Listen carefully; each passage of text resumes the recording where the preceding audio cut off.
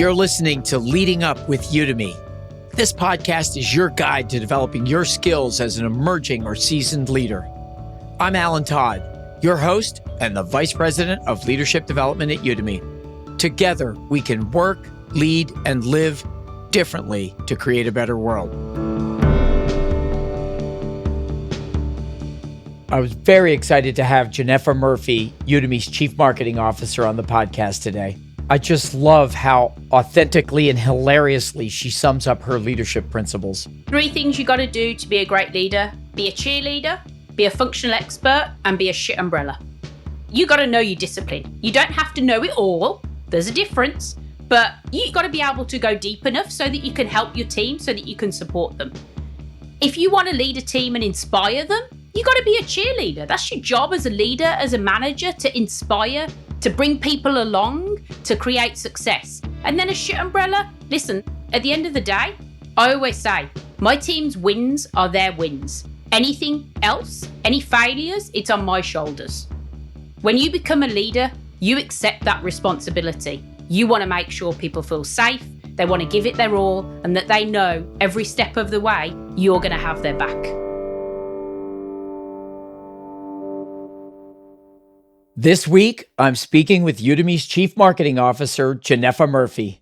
Genefa has risen through the ranks of companies large and small. She's been a senior executive in Fortune 100 and in fast-growth tech companies where she's driving billion-dollar sales pipelines. I know firsthand that Genefa is an incredible leader. This very podcast is one of the fruits of her leadership. Her career path has been quite extraordinary, so I can't wait for you to hear about the many lessons learned along the way. Genefa holds a bachelor's and doctorate degrees from Swansea University in Wales, and her writing has appeared in Forbes, Fast Company, among other major publications. Genefa, welcome to the podcast. Thank you for having me, Alan. I'm super excited to be here. Yeah, so let's start with your incredible story. How did you go from entry level to senior executive? How'd that all come about? Yeah, I wish I could say that it was a planned journey. It wasn't. So I went from doing my degree to doing my doctorate. And, if you've done a doctorate, it's a lot of theory, right? You think a lot about theory. And after I completed it, I really wanted to put it into practice. And so I essentially went from being what I would consider a researcher to then being a consultant. And when you're a consultant, you're advising people on what to do, when to do it, how to do it. And then I was like, well, this is really cool. Now I want to actually build the product. I want to get involved in deciding what the product should be. So I went from researcher to consultant to product manager. And then I started to get involved in marketing. So then I was like, okay, right, now I want to learn more about that. And so I moved into marketing and strategy. And eventually I made my way into becoming a chief marketing officer. And along the way, I had individual contributor roles. I had leadership roles where I managed no people. And I had leadership roles when I managed people too. Yeah, so if you go all the way back to the beginning, was there some sort of vision that came true? Was it pure chaos, pure luck, pure turning over stones? I just think a lot of our listeners are sitting there thinking, I wonder what I should do next. It sounds cheesy, but I think that old adage of doing something that you love, following a passion. And for me, truly, I just loved learning new things. I loved getting stuff done. I loved delivering results. I loved being accountable. And so, no, I didn't really have a clear vision. And I found a passion for things like e-commerce and marketing as I was going through my degree. And then that led me to the next decision. And I sort of went with it. And I think sometimes you have to allow yourself to do that so that you can learn what it is you're truly passionate about and what drives you. Yeah. So one of our guests on the show was Dory Clark, and she wrote a great book called The Long Game. And she advises people to think about their career over the long term, and you make moves that enable you to learn and grow. And I'd love to get your thoughts on long game moves when you're thinking about roles. What are your thoughts on how do you shape this whole thing? Yeah, I love long game. So for me, the way I think about it actually is, being a marketer, I always say to myself and I say to my team, you know what? Write your press release. In a year's time, 2 years' time, write your own press release. What's it going to be? What you're going to achieve? And then How do you make the steps to get there? Focus on that. Focus on what you want the next job to be, the next role to be. Even if you're not 100% sure, put a stake in the ground, and then it's much easier to build the milestones to get there, whether it's new skills, whether it's new roles you have to take on, new pieces of education you have to get. I think it's really valuable to specifically write a press release versus just writing down what you want your next role to be. The genius, I think, in writing the press release is press releases don't get picked up by the press if they're not interesting, if they're not unique, and if they don't have that little spark to them. So if you have to write a compelling press release for yourself, for your future, for your vision, you want it to be unique. You want it to be a little bit special. And that's different than just writing down what you want your next role to be or what you want your role in 2, 3, 4 years to be. One of the things you said is that this press release has to have a little spark to it. Mm-hmm. So you're thinking about your career, you're thinking about, writing this press release about your future self. And one of the things I know about your career is not everything easily fits into a job role or a category. And it reminded me of something that Jimmy Buffett, he famously didn't fit in any music category. And the music industry didn't know where to put him. And I love what he said is, I wasn't categorizable. Now I'm a category. And he just kept at it and at it and at it for a long time and became a category that wasn't country and it wasn't rock. It's a new thing about beach rock. So can you talk about how you've created opportunities for yourself? Where did you have to go to create your own category, create your own role, shape things that weren't perfectly specified for you? I think the thing about creating your own category is that you have to have that confidence. You have to have that belief. You have to not be afraid to not worry what other people are going to think because you don't fit in a box or you don't fit in a category. And for me, I think it really came down to just taking the time to think about, what did I want my category to be? What was my point of view? What was I trying to achieve? And sometimes we chase the title, we chase the scope, we chase the pay. And there's a time in your career when that makes a lot of sense. But I think having that clear point of view about who you want to be, what you want to do, and what drives you is really important. Because, I've taken roles where the job title was a little bit vague, and that might scare you at first. But you know what? If you've got the right people around you who are encouraging you and supporting you, that you can then go make that job your own. And I was very fortunate that I was in that position.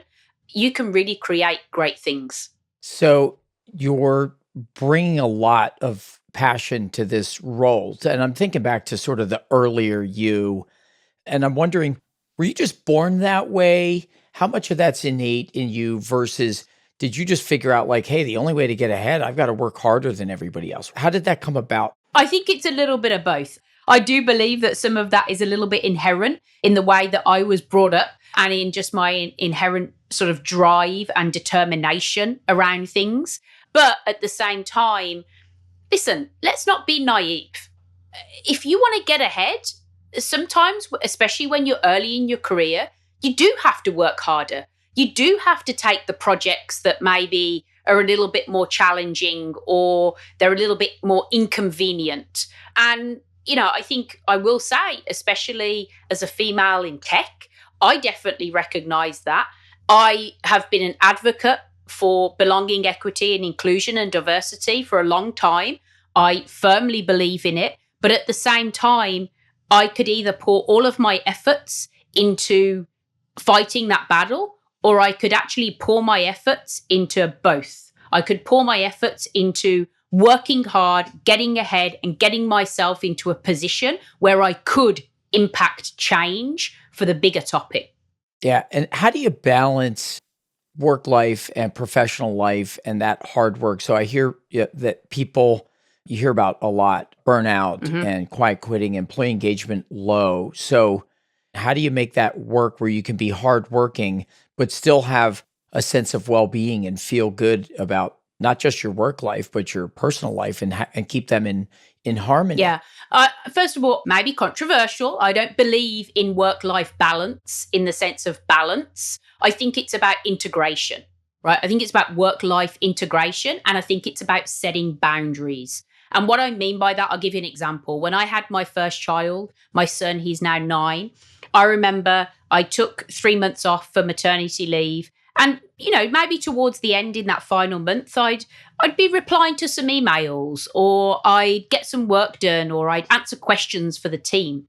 And, everyone was like, oh, you need to take the time. And I was like, well, actually, yeah, I do. But I'm choosing to, right now it's 3 o'clock in the morning. My son happens to be, awake, and I'm sitting here in the nursery feeding him. So I've got a bit of time to answer an email. It's my choice. I'm doing it. I'm integrating the two things together. And then I think the other thing is setting boundaries. Now, fast forward, my children are a little bit older.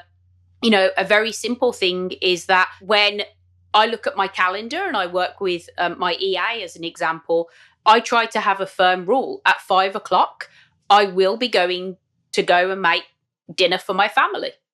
And I will do meetings if I need to, 7 a.m. in the morning, or I'll do meetings in the evening. But one of my boundaries that I'm very clear on is that at 5 o'clock, I'm going to go make dinner, and I'm going to go sit and eat dinner with my family. Do you think early career people can do that? Do they feel confident enough to be able to say, I have boundaries? I think early career people can say that. I think you have to, it's boundaries within reason. I'll say sometimes I think you have to earn the right to expand your boundaries. But I do think it's important for people to set boundaries. People often confuse setting boundaries with people wanting to maybe be lazy or slack off or not do work. Yeah. And so I think it's about, hey, when you're at work and when it is that time, giving it your all, being open, being flexible, and asking from your team, your employer, hey, I'll give my all to you, but then I'm going to come and ask you for some things as well. So I do think people can set boundaries, and I think people should have the confidence to, but people should also understand that when you are early in your career, you may be asked to be a little bit more flexible and give a little bit more. So let's drill into discipline now. How do you pick something to be great at? And what did you do? And how did you think about just becoming the go-to person? Yeah, so I think, you know what, when you are early in career, to some degree, you have a bit of an advantage because you don't always get to choose. Sometimes you do, but you don't always get to choose. And I think about my career when I first started, for example, as a product manager, I didn't really get to choose what I did as a product manager because I was learning. I was learning how to be a product manager. And in addition to that, I hadn't sort of, earned the right yet to say, I don't want to do this and I do want to do that. And so, for example, I remember one of the first jobs that I had when I was a product manager, it was a pretty crappy job. It was maintaining the support matrix for the product portfolio that we owned. So basically, what version of Windows did we run on? What version of Mac did we support? Very boring. Not exactly the most exciting thing on the face of the planet, but actually very, very critical to the success of our product and the success of our sales team. So I took it, I owned it. I automated the hell out of that process. I became the best at it. I became the go-to person. I knew everything that I needed to know. I knew about the support timelines. I knew about when things were going to go out of support, what someone needed to do, who they needed to speak to, what the priority was on the product backlog of when a certain version of a operating system was going to get supported. And I took something that was given to me that I could have looked at and gone, well, that's a bit crappy. I don't want to do that. I made something of it. I owned it. And that bought me enough credit so that the next time my manager came to me and said, hey, Genefa, I want you to own this, I was able to reflect back and say, hey, listen, that's great, but I'd like to do something that's a little bit more maybe strategic. And hey, by the way, I've proven that I can take something maybe less exciting and turn it into something great and do it really well and show up for it. So, you know what? Hey, give me a chance to do something that's maybe you think is outside of my comfort zone, but which I'll deliver the same passion and the same rigor and the same discipline to that new project as I did this really, really boring project over here. Yeah, that's a beautiful story. What happens when you bring passion and energy and focus to something that's like magical for getting people to follow you. And not everything as a leader is great. Can you talk about having to, do the less fun stuff, but doing it the way you just described? It sounds like fun. Like I want to come join you. Yeah, you know what? People underestimate it.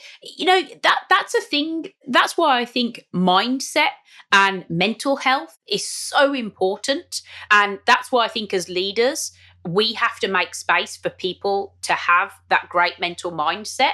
And as individuals, if you don't have it inherently, then you do have to develop it. And you do have to, it's a skill. It's a skill you have to develop. But yeah, you know what? Life's too short. So make it fun. It doesn't hurt anybody to bring passion, bring energy, bring commitment, and it inspires others. And it's amazing what can be done and how much it is infectious, right? When you spread kindness, you spread energy, positivity for what you're doing and what you're delivering. Because what's the alternative? The only person it's hurting is you. If you show up with the negative attitude and you don't want to do something and the woe is me, you will be the one that will suffer. And no one wants that.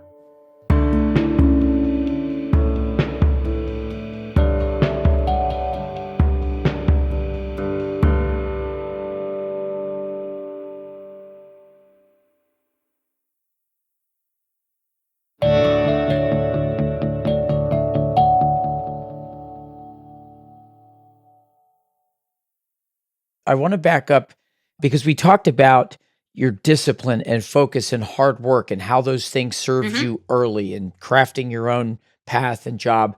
And then we kind of ended on bringing passion and energy to even less glorious roles. But by doing that, you sort of earn the right and all those great things. And I guess what I wanted to get to is I think you're the rare combination of someone who can blend theory and practice, right? Somebody who is steeped in social sciences and, academics and get doctorate and then go out into the messy, chaotic real world and try things. So I thought it'd be fun to just talk about some of your leadership principles and what good looks like, what you've experienced, the good, the bad, and the ugly. And I'm gonna start with quoting the early American president, John Quincy Adams. He said, "If your actions inspire others to dream more, learn more, do more, and become more, you are a leader." Yeah, well, I think there are two things that come from that. There's a difference between leadership and management. And there is a sign on my desk that was a sign that actually Reagan had on his desk, we'll go into the president world, that said there is no limit to what a person can do if they don't mind who gets the credit. And that one just stuck with me so much because that sense of joy of succeeding as a team, that sense of joy at winning together, and that sense of, we have at Udemy my favorite value, which is individually humble and collectively proud. Yeah. It just personifies it. And it goes back to the difference between a leader and a manager. You can be a leader without managing people. There are positions that I have been in where I did not manage people, but I was still expected to lead and I still had a role to set the bar. And that's what I think about when I think about leadership. Leadership is about setting the bar. It's about being an example. It's about knowing your craft and sharing with the world what the art of the possible can be. So I genuinely love that sign. I refer back to it all the time. And I genuinely believe there is no limit to what a person can do if they don't mind who gets the credit. It's about the outcome and it's about the journey and it's about the experience. And never forget that. Yeah, there's so much good research on this too. It's really about humility. It's about being humble and it's a servant leader's mindset that you're describing. So I love that. So Harvard Business School professor Frances Frye, best-selling author, she has some great books and she was on the podcast. And one of the things she said about a leader was people have to thrive in your absence. And she was saying that's the mark of a good leader. So I want to talk about empowerment. How do you balance empowerment and let's say micromanagement as two ends of a spectrum? How do you think about that? Yeah, it's a big challenge and it's something that I'm still learning every single day. I will say I'm still learning that balance because, on one hand, I think as a job, especially a C-level executive, you have to know what's going on. You need to be able to go deep enough into the different disciplines to be able to help educate your CEO, help educate your board, help educate your peers. But at the same time, you don't want to go down into that micromanagement. So I think it is about taking the time to set the clear expectations, also the way in which you position things. And this goes back to understanding your personality style. So for me, I'm a red. Red people are very dominant. They're very push forward. They're very, what's the phrase? It's like, be bold, be gone when you're a red person, right? So quick, short, sharp. But I can realize that sometimes when I'm just trying to get quick, short, sharp bursts of information from my team, if I do that and I don't give context and I don't take the time to actually explain why I'm asking a question or why I need a piece of information, it can be interpreted in a very different way. It can be interpreted that you don't trust somebody. It can be interpreted that you're judging versus being curious. And so I think it's also very important as a leader, and even just as an individual working with teammates, to sort of help people understand your style and how you approach things. It's perfectly fine to be curious as a leader. It's perfectly fine to ask questions, but you've got to give context. And you also, as well, it is how you think about saying things like, what do you think? Or let me, even specific phrases. I trust your judgment. You make that decision. Let me know what you think. How would you go about it? And so I think changing some of the way in which you phrase things is really, really important because words matter to people. And especially, I think, when you're trying to empower maybe more junior people on the team, they haven't had all of that experience to be able to sort of deal with those nuances. So you have to be even more explicit. So you're a deep expert in your discipline. Do you ever have to bite your tongue and not give the right answer to everybody? Like all the time, everything? man, all the time. I am always like, Genefa, shut up.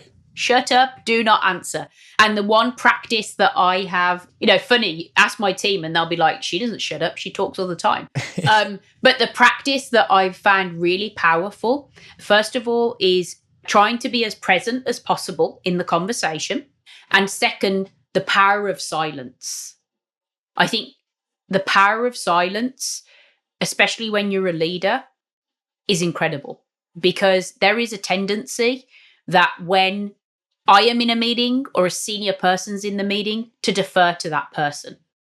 And I think me being silent and sort of maybe proposing a question, but then not immediately going to answer it, it sends a signal to people. Hey, you know what? Actually, I am expecting you to say something. I am expecting you to give an opinion or give a voice to something. So there's so much of your experience that feels authentic. And I can feel these are lessons learned over a long period of time, like when to bite your tongue and how to change your phrasing in order to help bring out the best in others. And Harvard Business School did an energy project, 20,000 people, and authentic leaders with a clear purpose had employees that were way more likely to stay, way higher job satisfaction, way more engaged at work. And yet they found most people didn't do it. They couldn't communicate any purpose or direction that had any meaning.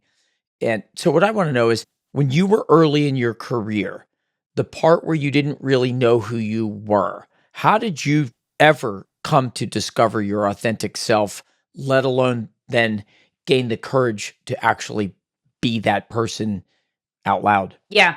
So I think for me, especially when I first took on leadership roles, I tried to emulate leaders who I loved, who I enjoyed being around. And I remember I used to have this one manager. Everybody loved him. He was great. And I tried to emulate him. And what I eventually sort of saw or realized or took the time to realize that actually I compared my work personality with my home personality. Yeah.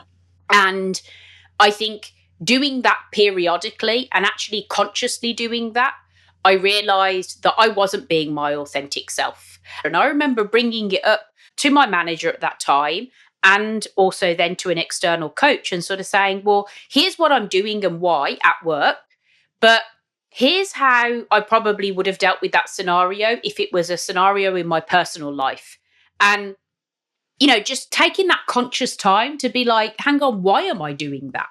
Why am I showing up differently? And I even look at I have that little voice in my head, and I used to constantly ask myself, what would I be doing if this was with my family or my friends? How would I react differently? And so I think you sort of build that up over time, and that's how you build the confidence to be your authentic self. But sometimes just explaining why you're being how you are can help, because it helps. Often it's not about you, it's about other people's reaction to you.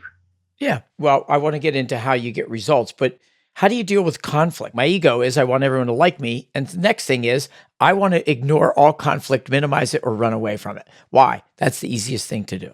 So why not? Why shouldn't I? Yeah. So I had some great experiences when it came to conflict. So first of all, early on in my career, there was a person on my team, peer of mine. We just didn't get on. I don't know what it was. I don't know if his personality rubbed me the wrong way or vice versa, probably a bit of both.